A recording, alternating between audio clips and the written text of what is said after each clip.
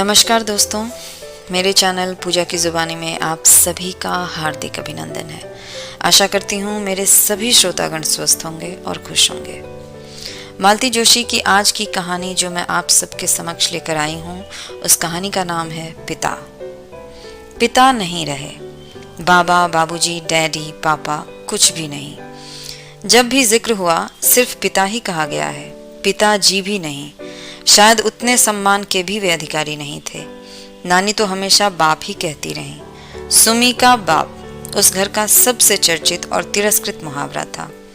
तो पिता नहीं रहे। उनकी मृत्यु का समाचार ऐसे समय आया जब हम लोग उनके अस्तित्व को करीब करीब भूल ही चुके थे। न चाहते हुए भी मेरे शांत जीवन सागर में कुछ तरंगे, कुछ हिलोरें आ गईं। मैं बेवजह उदास हो गई। यूं उदास होने के लिए पिता की मृत्यु एक खासी वजह थी, पर उस तरह का रिश्ता तो हम लोगों के बीच कभी रहा ही नहीं। मुझे तो उनकी शक्ल तक याद नहीं है, फिर भी मन उदास हो गया। शायद इसलिए कि इस दुखद समाचार को मन उस आंतरिकता के साथ ग्रहण नहीं कर रहा था जो कि एक बेटी के लिए जायज है।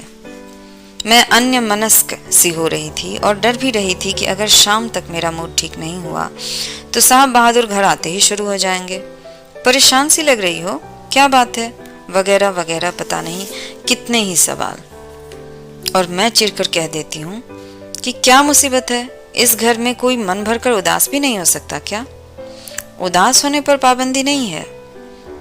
ये मुझे अपने पास बुलाकर कहते हैं, I just want to share it and I want to enjoy it all by myself. वह हंस देते हैं, एकदम स्वच्छ निर्मल हंसी। और हंसने की तो बात है ही, उदासी भी कोई एंजॉय करने की चीज है। उन्हें दुख होता है, हैरत होती है कि इस सुख के अथाह सागर में भी मैं दुख के कण कहाँ से बीन लेती हूँ। इसीलिए शुरू हो जाते हैं, मम्मी की याद आ रही है, शुभम का रिजल्ट आया क्या? शगुन ने दिन भर बहुत परेशान किया क्या? मतलब यह कि उदास हो तो कारण बताओ। इस कारण बताओ नोटिस पर मैं खिंच जाती हूँ। पति का इतना अधिक संवेदनशील होना भी भार लगने लगता है। और मम्मी को हमेशा यह शिकायत रही कि उनके पति के पास संवेदना नाम को भी नहीं थी। हद दर्जे का आत्म केंद्रित व्यक्ति था वह, दूसरों के सुख दुख से एकदम अनजान। घर उनका था, वे स्वामी थे। मम्मी पत्नी कम, नौकरानी ज्यादा थी। नौकरानी जिसे तनख्वाह ना देनी पड़ती हो। मेज संवारने से लेकर सेज संवारने तक का हर काम खुशी खुशी करना उनका फर्ज था। पति के जूते तक उन्हें उतारने होते थे, साफ करने होते थे, जबकि वे खुद पैर की जूती से ज्यादा कुछ नहीं थी। यह जुमला बराबर उन पर फेंका जाता था, पैर की जूती। जब चाहा पहन लिया, जब चाहा उतार दिया। शेष समय घर के एक कोने में पड़ी रहने को अभिशप्त। MA, PhD। मेरी माँ कैसे और क्यों यह सब सहन कर गई, सोचकर आश्चर्य होता है। पर सहने की भी एक सीमा होती है। उस सीमा के पार हो जाने के बाद क्षण भर भी उस घर में सांस न ले सकी। अपनी दोनों बेटियों को गोद में उठाकर सीधे नानी के घर आ गई। कुल 8 साल के वैवाहिक जीवन का पटाक्षेप हो गया। उस समय दीदी 5 साल की और मैं महज 2 साल की थी। इसलिए मेरे मन में न पिता की और न पिता के घर की कोई भी स्मृति बाकी है। भाई के घर में हमेशा निबाह होना कठिन था। मम्मी इस बात को जानती थी, इसलिए सुविधा और संयोग जुड़ते ही उन्होंने अपना स्थानांतरण भोपाल करवा लिया। आते समय नानी को भी साथ लेती आई, ताकि उनके भरोसे लड़कियों को छोड़कर निश्चिंतता से नौकरी कर सकें। जब से होश संभाला, नानी को सदा अपने पास ही पाया है। मम्मी की व्यथा कथा भी उन्हीं से सुनी है। नहीं तो मम्मी ने तो बच्चों के सामने वह अध्याय कभी खोला ही नहीं। न कभी पिता की निंदा की, न उन्हें याद किया। नानी ही जब तब उन्हें कोसने लगती तो वह थके स्वर में कहती, अब रहने दो ना अम्मा, तुम अपनी जुबान क्यों गंदी करती हो? नानी कहती, लल्ली मेरी जान जलती है, तभी तो गालियां निकलती हैं। मरे ने मेरी सोन चिड़ैया की जिनगानी मिट्टी कर दी। बाप के रहते बेटियां अनाथ हो गईं। नानी का जब मूड खराब होता तो उन रिश्तेदारों की भी शामत आ जाती जिन्होंने यह संबंध सुझाया था।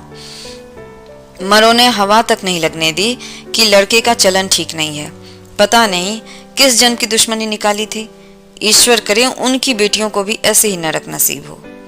नानी किसी तरह चुप ना होती तो मम्मी मुझे खींचकर दूसरे कमरे में ले जाती और कहानियां सुनाने लगती।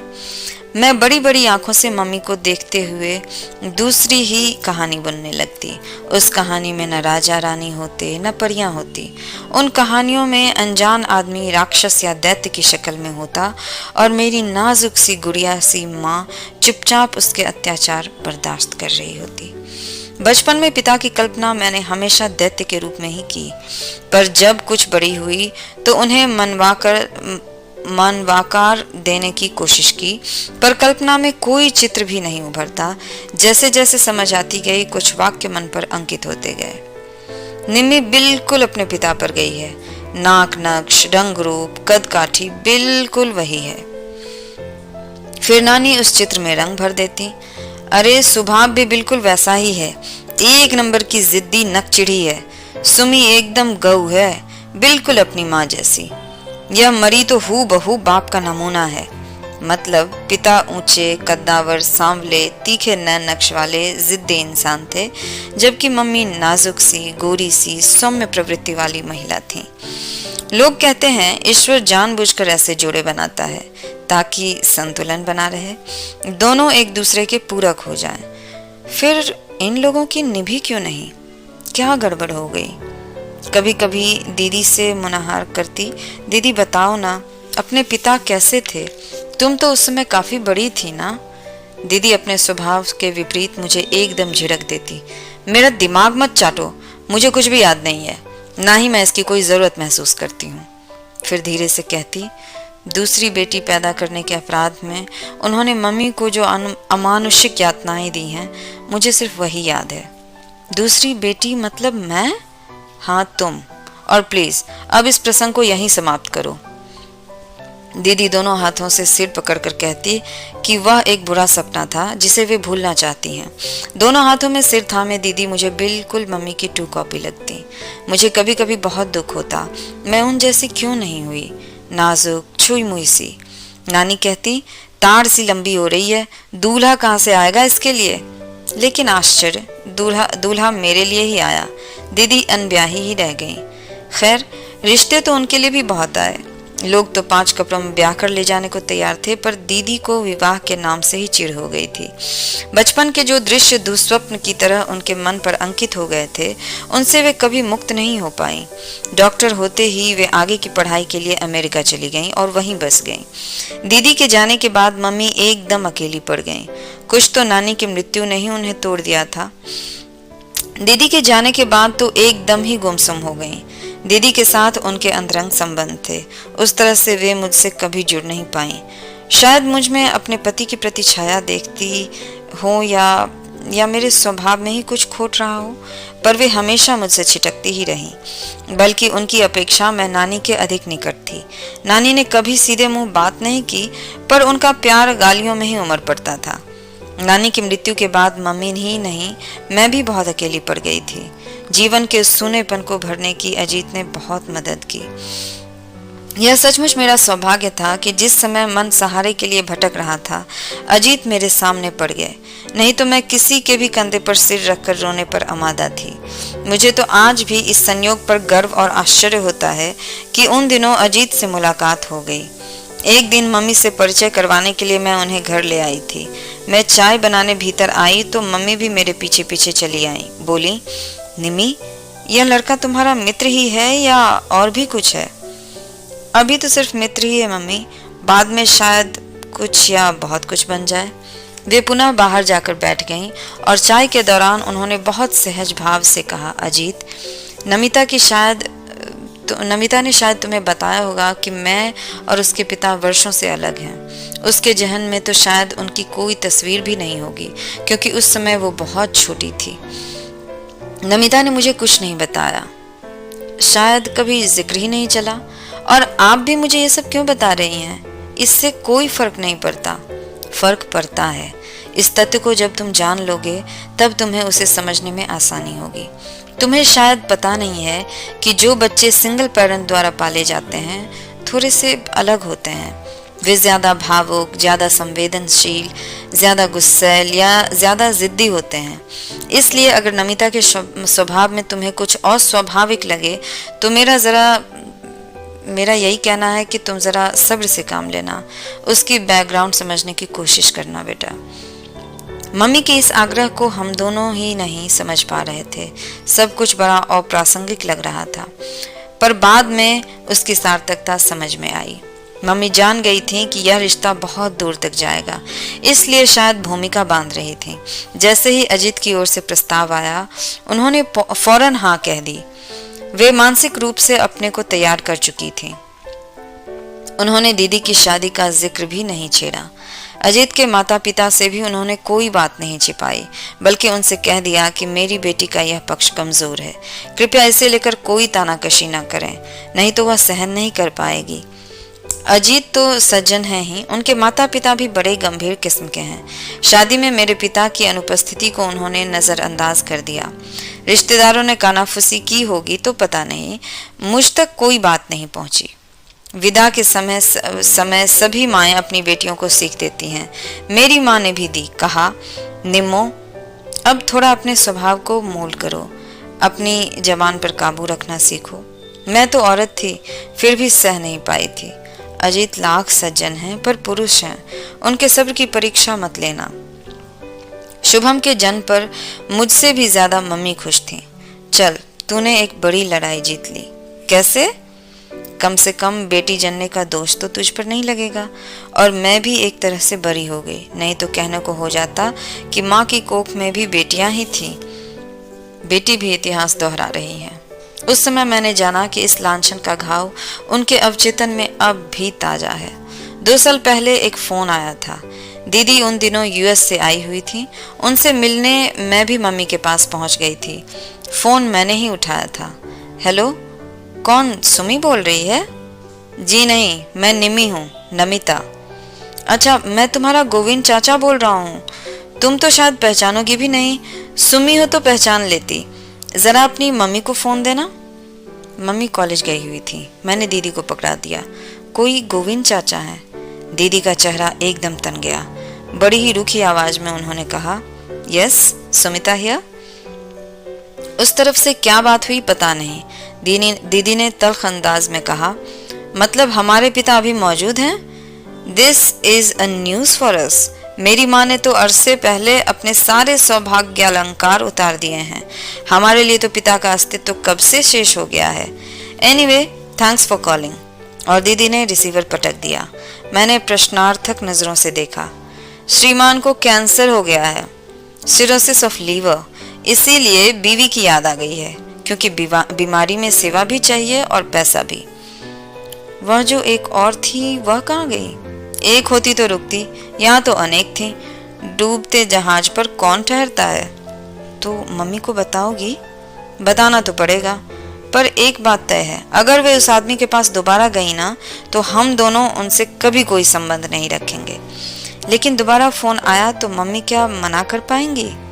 यू आर राइट, मम्मी में वो गट्स नहीं है, और वे लोग उनको इमोशनली ब्लैकमेल जरूर करेंगे। एक काम करते हैं, मैं उन्हें साल 6 महीने के लिए अपने साथ ले जाती हूँ। मामा की अभी खबर लेती हूँ। यहाँ का नंबर उन्होंने ही दिया होगा। यहाँ से जाकर पहला काम यही करूँगी कि वहाँ नया नंबर ले लूँगी, और वह सिर्फ तुम्हारे पास होगा। नहीं तो वे लोग मम्मी को वहाँ भी चैन से रहने नहीं देंगे। इसके बाद दीदी ने सांस नहीं ली। दौड़ धूप करके मम्मी का साल भर का वीज़ा बनवाया। वह तो मम्मी से कह रही थी कि नौकरी छोड़ दो, पर मम्मी नहीं मानी। लंबी छुट्टी ले ली। पिछले साल 1 महीने के लिए आई थी। वीज़ा की अवधि बढ़ाकर फिर चली गई। मम्मी के जाने के बाद मैं अकेली पड़ गई हूँ। 8वें दिन फोन पर बात होती थी, फिर भी दूरी का एहसास नहीं जाता। 3 लोगों की हमारी छोटी सी दुनिया थी। वे दोनों तो अब साथ हैं, मैं ही अकेली पड़ गई हूँ। मम्मी से शिकायत करती हूँ तो वे हंस देती हैं। पगली, तुम्हें अब हमारी ज़रूरत क्या है? तुम्हारी तो अपनी अलग दुनिया है, तुम्हें तो अब हमारी याद भी नहीं आनी चाहिए। ऐसा भी कभी होता है मम्मी? आज सुबह 11 साढ़े 11 बजे के करीब उन्हीं गोविंद चाचा का फिर फोन आया था। इस बार सीधे मेरे पास ही आया था। मम्मी दीदी के पास थी और दीदी का नया पता और नया नंबर सिर्फ मुझे मालूम था। पिछली बार की तरह इस बार भी इन्होंने मामा से बात की होगी, वहीं से मेरा पता और नंबर लिया होगा। मैं तुम्हारा गोविंद चाचा बोल रहा हूँ, पहचान रही हो ना बेटा? जी। एक खबर देनी थी। कहिए। तुम्हारे पिता नहीं रहे। चाहती तो दीदी वाला जुमला फिर से उछाल देती, पर इच्छा ही नहीं हुई। इस खबर पर कोई भी प्रतिक्रिया व्यक्त करने का मेरा मन नहीं हुआ। निमी, सुन रही हो ना बेटा? जी जी। तुम्हारी मम्मी को खबर करनी थी। तुम्हारे मामा जी के पास सुमी का नंबर नहीं था। भाभी शायद वही है ना?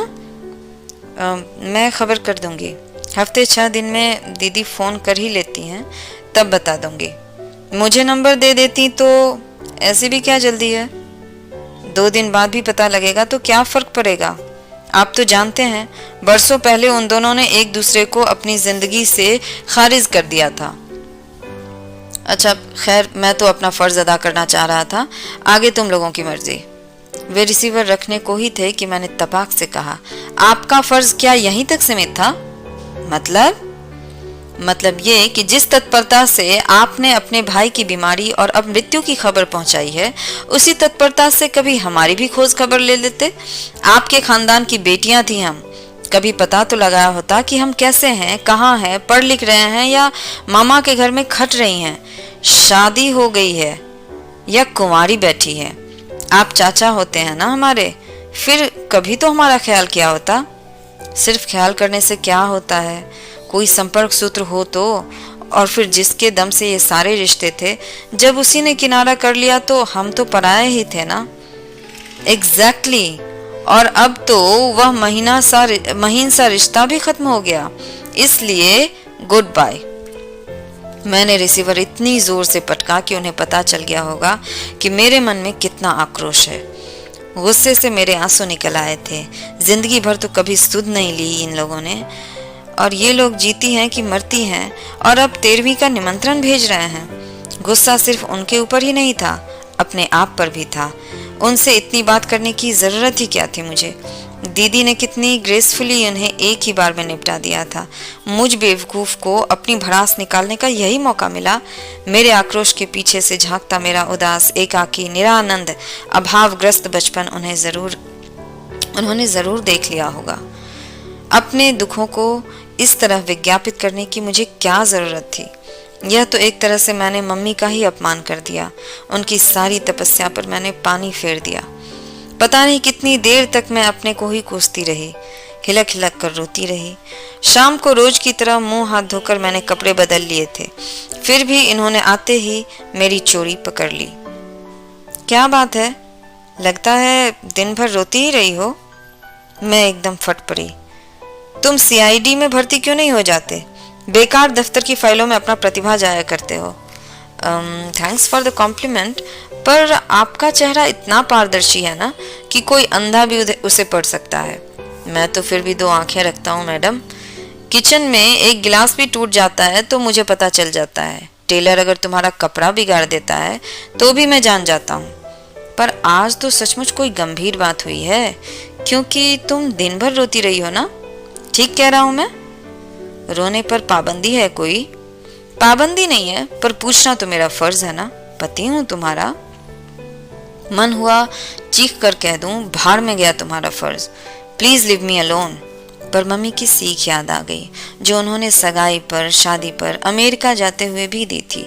कहा था, निम्मी अपनी जबान पर, अपने गुस्से पर काबू रखो। ये छोटी छोटी बातें ही गृहस्थी में दरार पैदा करती हैं।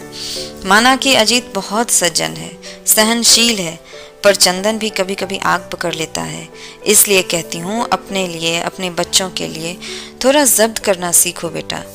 मम्मी की याद से ही मेरा गुस्सा ठंडा पड़ गया और मैंने सूखी हंसी हंसकर कहा, आपका फर्ज पूरा हो गया हो, अब थोड़ा चाय नाश्ता हो जाए।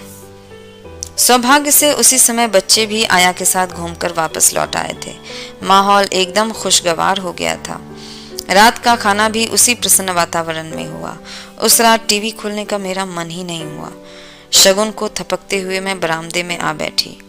ये भी सामने वाली कुर्सी पर बैठ गए। शुभम उनकी गोद में चढ़ बैठा। दोनों बच्चे निंदियाए हुए थे। सोने में 10 मिनट भी नहीं लगे। हम लोग थोड़ी देर इधर उधर की बातें करते रहे। फिर मैंने एकाएक कहा, आप शाम को ठीक कह रहे थे, आज एक गंभीर बात हो गई है। क्या? मेरे पिता नहीं रहे। ओह, उन्होंने कहा और चुप हो गए। शायद सोच रहे होंगे कि सांत्वना में क्या कहूँ, या फिर सांत्वना दूँ भी कि नहीं। बड़ी देर बाद बोले, तुम्हारी मम्मी ने मना किया था, इसलिए आज तक मैंने कभी उनका जिक्र नहीं छेड़ा, लेकिन आज अगर चाहो तो उनके बारे में बात कर सकती हो, तुम्हारा मन हल्का हो जाएगा। बात करने को है ही क्या, मैंने कसैले स्वर में कहा। मुझे तो उनकी शक्ल तक याद नहीं। कुल जमा 2 साल की थी मैं जब मम्मी ने घर छोड़ा था। उसके बाद तुमने कभी देखा ही नहीं? ना, बस सुना ही सुना, और जो कुछ सुना उससे आहत ही हुई। फिर भी पिता तो पिता होते हैं, अनजाने अनचाहे उनसे एक तार जुड़ा रहता है। नहीं तो तुम रोती ही क्यों? आप गलत समझ रहे हैं, मैं पिता के लिए नहीं रोई थी, मैं तो अपने लिए रोई थी। मैं उस प्यार, दुलार, सुकून और सुरक्षा के लिए रोई थी जो हर बच्चे का जायज हक होता है, पर वह मुझे मिला ही नहीं। एक गरीब का बेटा भी अपनी झोपड़ी में सुरक्षित महसूस करता है, अपनों के बीच सिर उठाकर चलता है, क्योंकि उसके सिर पर बाप का साया होता है। हम तो पिता के रहते हुए भी अनाथ थे। मामा की विशाल हवेली में भी अकिंचन, असहाय और बदहाल थे। मामा हमें मजबूरी में पाल रहे थे, पर उनके बच्चों को हम फूटी आंख नहीं भाते थे। हमें अपमानित करने का एक भी मौका वे लोग नहीं छोड़ते थे। हम लोग ना अपनी पसंद का पहन ओढ़ सकते थे, न मन भर कर खा पी सकते थे। आज़ादी से हंसने बोलने को भी मनाही थी। मम्मी की चौकन्नी नज़र हमेशा हमें घूरती रहती थी। मामी ने हमेशा हमें ऐसे ही देखा। उनकी ज़बान एकदम जहर बुझी हुई थी। वे हमें कभी भूलने ही नहीं देती थी कि हम तीनों उनके टुकड़ों पर पल रहे हैं। दीदी तो फिर भी समझदार थी, पर मैं अक्सर जिद पर आ जाती थी। तब वे हाथ नचा नचा कर कहती, बाप के घर से क्या बांध कर लाई थी जो मांग रही हो? मम्मी कुछ कहने जाती तो तांडव शुरू कर देती। सबको सुनाकर कहती, ऐसा अनुभव था, तभी तो ससुराल में नहीं बनी। हमारे यहाँ हमारी छाती पर मूंग दलने आ गई है। महारानी, मेरे बच्चों के मुंह का कौर छिन गया और ये यहाँ महारानी बनकर बैठी हैं। यूं तो मम्मी कॉलेज में नौकरी कर रही थी, मामा को अपने हिस्से का खर्च भी दे रही थी, पर मामी को संतोष ही नहीं था। उन्हें तो हमारी उपस्थिति ही खटकती थी। नानी एक ही शहर में दूसरा घर लेने की इजाज़त भी नहीं दे रही थी। हार कर मम्मी ने बड़ी मुश्किल से अपना ट्रांसफ़र भोपाल करवा लिया। लड़कियों का साथ था, इसलिए बेटे का महल छोड़कर नानी भी हमारे साथ आ गई और आखिरी दम तक यही रही, लेकिन अपना खर्च बराबर बेटे से लेती रही। कहती, अब आखिरी समय में बेटी की कमाई क्यों खाऊं? उनकी इस बात के पीछे रस्मों रिवाज थे या बेटी की मदद की आकांक्षा, ये किसी को पता नहीं। नानी न होती तो हम लोगों का पता नहीं क्या हाल होता। मैं उन्हें बड़े मनोयोग से अपने बचपन की कहानी सुना रही थी। एकाएक पता नहीं कितनी सारी बातें याद आ गई थीं। अपना अकेलापन, मम्मी के आंसू, पड़ोसियों की तानाकशी, सहेलियों की कानाफूसी, रिश्तेदारों का उपहास। यह भी याद आया कि भोपाल आने के बाद मम्मी ने जब अपने सुहाग चिन्ह उतार दिए थे तो हम लोग कितना सहम गए थे। उनका रूप देखकर नानी तो एकदम बिदक गई थी। मम्मी ने शांत भाव से कहा था, अम्मा, लोग तरह तरह के सवाल पूछते रहते हैं, किस किस को अपना इतिहास सुनाते फिरो। लड़कियां भी परेशान होती रहती हैं। वैसे भी ये चीज़ें मेरे सौभाग्य की नहीं है, दुर्भाग्य का प्रतीक है। करवा चौथ या तीज पर भी मम्मी व्रत नहीं रखती। नानी को उन्होंने समझा दिया था, अम्मा, मैं तो एक जन्म में ही भरपाई कर रही हूँ। जन्मांतर के लिए ऐसे पति की कामना मैं कभी नहीं कर सकती। बेतरतीब सी सारी बातें जैसे जैसे याद आ रही थी, मैं सुना रही थी। वर्षों से मन में संचित गुब्बार लावे की तरह बह निकला था। बिल्कुल रीत जाने के बाद मैं निस्पंद सी कब तक बैठी रही, मुझे पता नहीं। कब उन्होंने शुभम को सुलाया, कब शगुन को मेरी गोद से उठा लिया, कब वे उठकर चले गए, मालूम ही नहीं पड़ा। हाथ मुंह धोकर जब मैं बेडरूम में पहुंची तो देखा एक बांह पर शुभम और एक बांह पर शगुन को लिए वे सो रहे हैं। दोनों बच्चों ने अपनी बाहें पापा के गले में डाली हुई हैं। नींद में भी दोनों बच्चे एकदम संतुष्ट और आश्वस्त लग रहे थे। मैं निर्निमेष उन्हें देखती रही। क्षण भर के लिए अपने ही बच्चों से मुझे ईर्ष्या हो गई थी। विधाता ने मुझे इस सुख से वंचित क्यों रखा? फिर से मन में जैसे एक भट्ठी सी सुलगने को हुई, पर मैंने जब्त कर लिया। मुझे अपने आप में शर्म आने लगी। छी, कोई अपने बच्चों से भी जलता है भला? सो गए क्या? मैंने हौले से पुकारा। वे आंखें खोलकर मुस्कुराए। मैं तो नहीं सोया, पर मेरे ये दोनों हाथ सो गए। जरा मदद करोगी? मैंने बच्चों को अलग करना चाहा तो उन्होंने पापा को और कसकर पकड़ लिया। नींद में भी वे अपनी पकड़ ढीली नहीं करना चाहते थे। मैंने अजीत के दोनों हाथ बच्चों के सिर पर रखकर कहा, आज मुझे एक वचन दोगे? वो क्या? मैं चाहे कितनी भी गलतियां करूं, पर उसकी सजा तुम मेरे बच्चों को कभी मत देना। अगर बर्दाश्त से बाहर हो जाए तो मुझे छोड़ देना, पर इन बच्चों पर अपना हाथ हमेशा बनाए रखना। प्रॉमिस? प्रॉमिस, उन्होंने कहा और मुझे भी अपने पास बिठा लिया। ये एक मार्मिक कहानी थी पिता। आशा करती हूँ आप सभी को ये कहानी बहुत अच्छी लगी होगी। अभी तक मेरे चैनल पर बने रहने के लिए आप सबका बहुत बहुत आभार। जाने से पहले चैनल को लाइक करिए, सब्सक्राइब करिए और ज़्यादा से ज़्यादा इसे अपनों के साथ शेयर करिए। आप सब मुझे अपना संपूर्ण सहयोग देते हैं और इसके लिए आप सबका बहुत बहुत शुक्रिया। अपना ख़ास ख्याल रखिए और खुश रहिए।